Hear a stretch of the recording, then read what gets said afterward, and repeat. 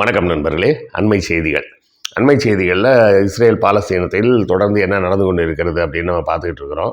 அந்த செய்தியில் இன்றைக்கி முக்கியமான செய்தி என்ன வந்திருக்கு அப்படின்னு பார்த்தீங்கன்னா, இஸ்ரேலை சேர்ந்த ஒரு பத்திரிகையாளரை வேலையை விட்டு தூக்கிட்டாங்க. எதுக்காகன்னா வேற ஒன்றும் இல்லை, இந்த இஸ்ரேல் அரசாங்கம் சொல்கிறதுக்கு முன்னாடியே முந்திக்கிட்டு இவர் அந்த இழப்புகள் எவ்வளவு அப்படின்றத பற்றின செய்திகளை வெளியிட்டு விட்டார். அப்புறம் நண்பர்களே, வழக்கமாக உள்ள கோரிக்கை தான், புத்தகங்கள் வாங்கி உங்கள் ஆதரவை தாருங்கள். புத்தகங்கள் விற்பனையின் மூலமாக வரும் பணத்தை கொண்டு தான் நம்ம இந்த சேனலை நடத்துகிறோன்றது உங்களுக்கு நல்லா தெரியும். அப்புறம் பார்த்திங்கன்னா, பண்டைய உலகின் வரலாறு அப்படின்னு ஒரு 2 மணி நேர ஆவணப்படம் இருக்குது. அதையும் பார்த்து உங்கள் ஆதரவை தாருங்கள். 3வது கோரிக்கைன்னு இல்லை, விருப்பம் இருக்கிற நண்பர்கள் என்னோட டெலகிராம் குரூப்பில் சேர்ந்து நேரடியாக என்னோடு உரையாடலாம். தினமும் மாலையில் நான் பதிலளிப்பேன். இப்போ கொஞ்ச நாளாக ஒன்றும் பதில் போட முடியல, கொஞ்சம் ட்ராவலிங்கில் இருக்கிறதுனால. பட்டு தொடர்ந்து டெய்லி பதில் சொல்லப்படும். உங்களுடைய கேள்விகளை நேரடியாக அங்கே கேட்கலாம். அடுத்தால வேறு சேனல்கள் நடத்தும் நண்பர்கள் யாராவது இந்த காணொளியை பார்க்கும்போது நான் உங்கள் சேனலில் பேசினா நல்லாயிருக்கும்னு நினச்சிங்கன்னா தாராளமாக கீழே இருக்கக்கூடிய வாட்ஸ்அப் நம்பரில் தொடர்பு கொண்டு தோழர் அமுதாவை காண்டாக்ட் பண்ணுங்கள். அப்புறம் எனக்கு இதெல்லாம் எதுவுமே முடியாது சார் அப்படின்னீங்கன்னாலும் பரவாயில்ல, சப்ஸ்கிரைப் பண்ணிங்கன்னா கூட அதுவே ஒரு பெரும் ஆதரவு தான். லைக் போட்டிங்கனாலும் ஆதரவு தான், கமெண்ட் போட்டிங்கனாலும் ஆதரவு தான். இந்த வீடியோவை வாட்ஸ்அப் மற்றும் வேறு சமூக தளங்களில் பகிர்ந்தாலும் அதுவும் ஒரு வகையான ஆதரவு தான். மொத்தத்தில் உங்களது ஆதரவை ஏதாவது ஒரு வகையில் எங்களுக்கு தொடர்ந்து கொடுத்துக்கிட்டே இருங்க. அப்படி வெளியிட்டாருன்றதுனால உடனே என்ன பண்ணிட்டாங்க, அவரை வேலையை விட்டு தூக்கிட்டாங்க. அதாவது என்ன சொல்கிறதுன்னா, சீப்பை ஒழிச்சு வச்சா கல்யாணம் நின்றுடும்பாங்களே, அந்த ரேஞ்சுக்கு இப்படி பண்ணி வச்சுருக்காங்க. அவர் பேர் ஏரியல் ஷிமோன் அப்படின்னு பேர், இஸ்ரேல் ஜேர்னலிஸ்ட்டு. அவர் என்ன பண்ணியிருக்கிறாருன்னா, அந்த ஒரு ப்ராமினெண்ட்டான ஒரு நியூஸ் பேப்பர் எடியோத் அஹ்ரனோத் அப்படின்னு பேரான். அந்த பேப்பரில் இந்த காசாவில் என்ன நடந்திருக்குன்ற நம்பர்ஸ் அவர் கொடுத்துருக்கிறார். அதாவது சுமார் 250 சோல்ஜர்ஸ் ஆஃபீஸர்ஸ், இஸ்ரேல் படையில் வேலை செய்பவர்களில் 250 சோல்ஜர்ஸும் அதிகாரிகளும் முழுவதும் கண் தெரியாதவர்களாக மாறிவிட்டார்கள். அந்த போரில் ஏற்பட்ட காயங்களின் காரணமாக அவர்களுக்கு கண் பார்வை போய்விட்டது.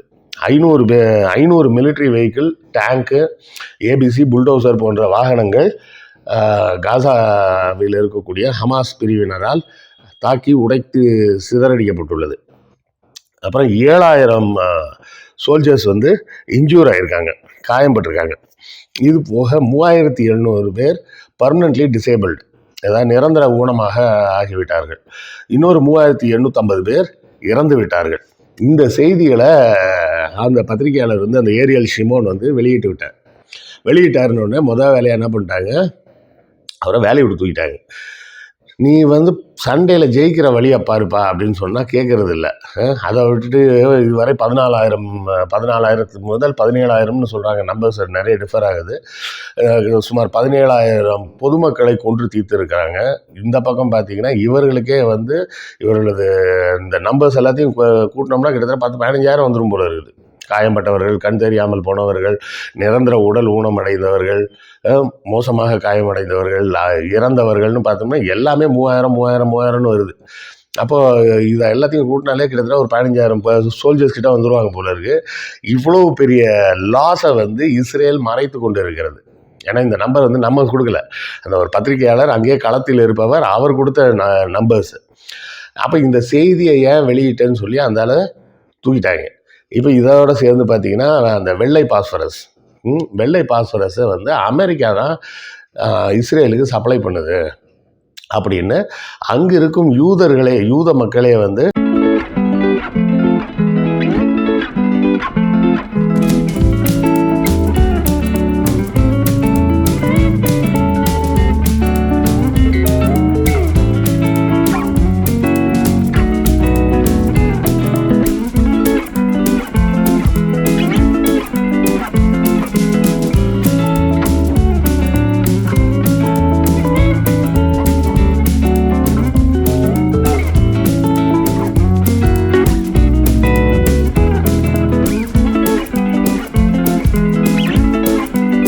பார்த்துட்டிங்களா.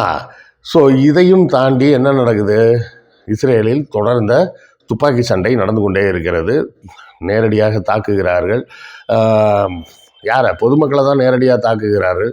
ஹமாஸ் வந்து மறுபடியும் திருப்பவும் பதிலுக்கு வந்து இஸ்ரேல் போர் வீரர்களை தாக்குகிறார்கள். இதை நான் சொல்லும்போது அதுக்காக தான் குறிப்பாக தெளிவாக சொல்கிறேன். ஹமாஸ் தாக்குவது இஸ்ரேல் இராணுவ வீரர்களை, இஸ்ரேல் இராணுவம் தாக்குவது பொதுமக்களை. இதனால் மட்டும்தான் நாம் இந்த போரை எதிர்க்கிறோம். இல்லைனாலும் போரை எதிர்த்து தான் சொல்லணும். What is it good for? Absolutely nothing அப்படின்னு ஒரு பாட்டே இருக்குது. War, what is it good for? Absolutely nothing அப்படிம்பாங்க. ஒரு சண்டை நடந்தால் டக்குன்னு அந்த நாடு திருப்பி எந்திரிச்சு வந்துட முடியாதுங்க. ஒரு 50-60 ஆண்டுகள் பொருளாதாரத்தில் பின்தங்கிடும், பின்னாடி போயிடும். 2 நாடுகளுமே சொல்கிறேன். அப்போ இந்த இஸ்ரேல் வந்து எதற்காக இதை செய்கிறாங்கன்னு தெரியல. அதில் இந்த வெள்ளை பாஸ்வரஸ் பயன்பாடுன்றது வந்து பார்த்திங்கன்னா அதோட காணொலிலாம் இருக்குது, அதை போட முடியாது. ஏன்னா அது வந்து என்ன சொல்கிறேன்னா, போட முடியாதுன்னு இல்லை, என்னாலே அதை பார்க்க முடியல. எனக்கே பார்க்குறதுக்கு அவ்வளோ கோரமாக இருக்குன்றப்போ அதை வந்து பகிர வேண்டாம் அப்படின்னு நானே முடிவு பண்ணிட்டேன். யூடியூப் தடுக்கலைன்றதுலாம் அப்புறம் நம்ம போடவே வேணாமே எதுக்கு அப்படின்னு சொல்லி தான் நானும் யோசித்தேன். அதனால தான் அதை போடலை.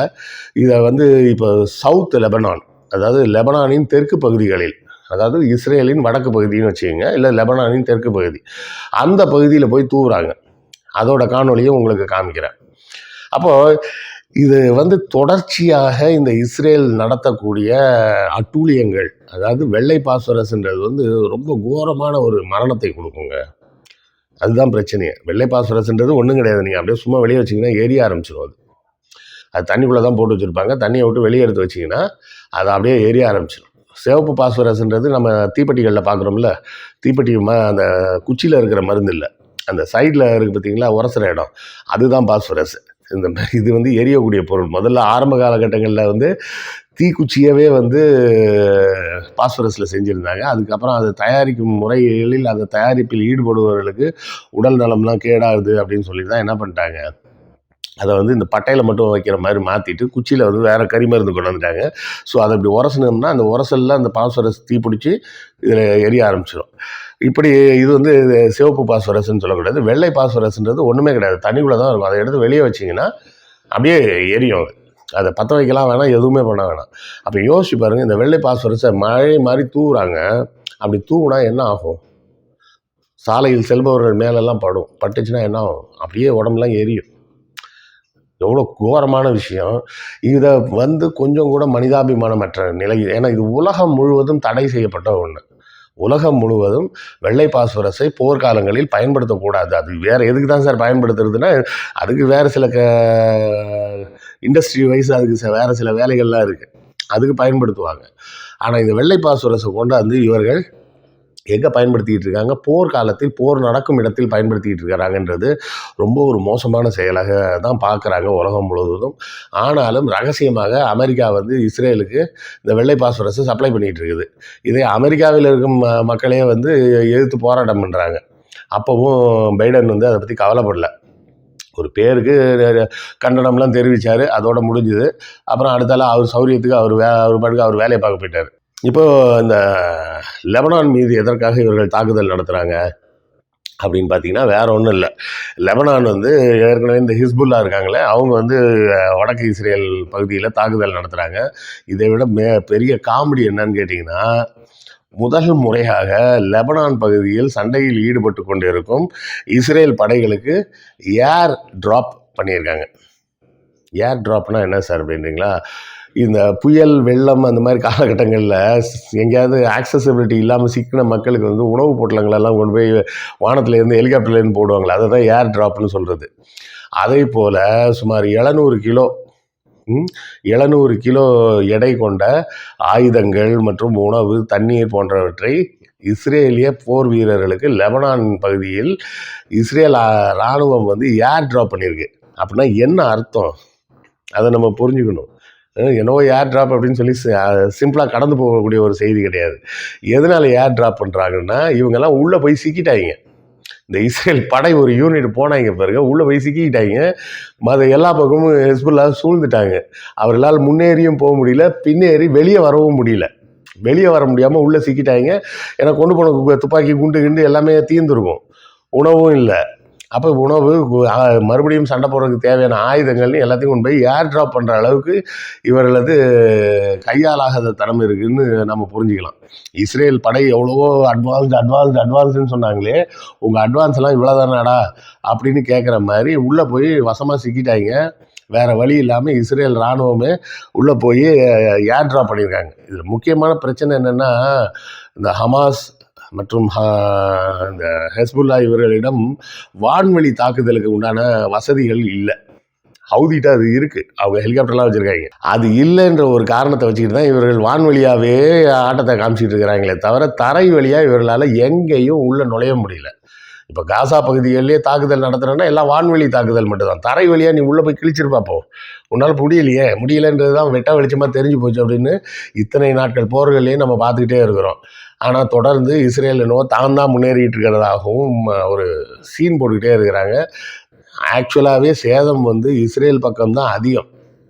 அதாவது ஒரு போராளி குழுக்களுக்கு கிட்ட மாட்டிக்கிட்டு இவ்வளவு சேதம்ன்றது இவர்கள் நினைத்து பார்க்க முடியாத ஒன்று. புரியுதுங்களா? அப்போ இதை என்னன்னு பார்க்குறதுன்னு தெரியல. இதுக்கு பதிலுக்கு என்ன செய்யணும்? முடிஞ்சால் நீ சண்டை போடணும். சண்டை போட துப்பு இல்லாமல் என்ன பண்ணுற, பொதுமக்கள் மீது வெள்ளை பாஸ்பரஸை தூக்கி தூவுற. சண்டைன்னு வந்தால் நீ சண்டை போட வீரனோட சண்டை போடணும். சும்மா ரோட்டில் போகிறவன் வரவனெல்லாம் போட்டு அடிச்சுக்கிட்டு இருந்தேன்னா உன்னை பார்த்து ஊரே தான் காரி துப்ப போகுது. ஏற்கனவே துப்பி முடிச்சிட்டாங்க. இன்னும் முழுசாக துப்புறதுக்குள்ளா நம்ம பெஞ்சமின் இந்த போரை நிறுத்தினாருன்னா நல்லாயிருக்கும். நிறுத்தியும் தொலைய மாட்டுறாரு. நமக்கும் இதை பேசி பேசி பேசி ரொம்ப மனசு கஷ்டமாக இருக்குது. ஒரு விஷயத்தை எவ்வளோ தாங்க பேச முடியும்? பேசும்போது பேச பேச அதை அந்த அங்கே நடக்கக்கூடிய அந்த பாதிப்புகளை நம்ம உள்வாங்கும் போது மனசுக்கு ரொம்ப கஷ்டமாக இருக்கும்லங்க. எப்போவுமே மென்டல் ப்ரெஷரான மாதிரி ஆகிப்போச்சு. இப்போ கிட்டத்தட்ட ஒரு 1.5 மாதமாக இந்த இஸ்ரேலை பற்றி பேசி பேசி பேசி மிகப்பெரிய மன அழுத்தத்துக்கு ஆளான மாதிரி இருக்குது எனக்கு. ஏன்னா பேசுகிறதுக்கே இப்படி இருக்குன்னா அதை கேட்குறதுக்கு எப்படி இருக்குன்னு யோசிச்சு பாருங்கள். அங்கே பாதிக்கப்படுபவர்களுக்கு எப்படி இருக்குன்னு யோசிச்சு பாருங்கள். அதனால் நம்ம எனக்கு பேச முடியல, மனசு கஷ்டமாக இருக்குதுன்னு சொல்லிட்டு பேசாமையே இருக்க முடியல. அங்கே இருப்பவர்களின் அந்த பாதிப்புகளுக்கு அப்போ யார் தான் குரல் கொடுக்கறது? எல்லாரும் குரல் கொடுத்தா ஆகணும்.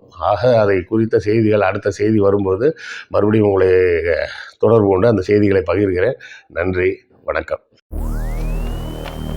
உங்களுக்கு இந்த வீடியோ பிடித்திருக்கும் என்று நம்புகிறோம். இந்த சேனலை சப்ஸ்கிரைப் செய்யுங்கள். எங்கள் வீடியோவை உங்கள் நண்பர்களுக்கு ஷேர் செய்யுங்கள். எழுத்தாளர் கிருஷ்ணவேலின் நூல்களை தமிழ்நூல் மன்றம் வெப்சைட் மூலமும் வாங்கலாம், வாட்ஸ்அப் மூலமும் வாங்கலாம். இரண்டுக்குமான லிங்க் டிஸ்கிரிப்ஷனில் உள்ளது. நன்றி.